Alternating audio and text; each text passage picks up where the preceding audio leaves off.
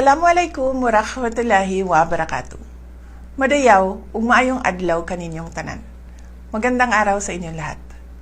Isang masigla at mainit na pagbati ng bagong taon ang ipinapaabot ko sa bawat Pilipino sa buong mundo. Sa pagsalubong natin sa 2026, iwaksi na natin ang anumang pag-aalinlangan at takot.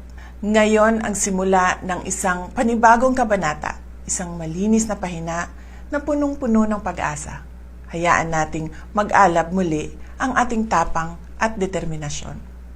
Ano man ang hamon na ating haharapin, taglay natin ang pambihirang lakas upang malampasan ang lahat ng balakid. Sa bawat pagsubok, lalabas tayong mas matatag. Itinuring natin ang bagong taon na paanyaya upang magkaisa at magsimula ng may panibagong pananaw.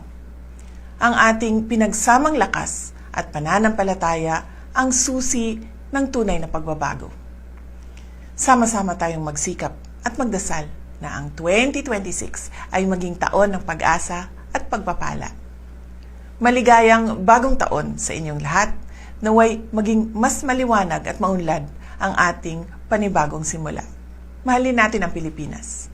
Para sa Diyos, sa bayan, at sa bawat pamilyang Pilipino. Syukran.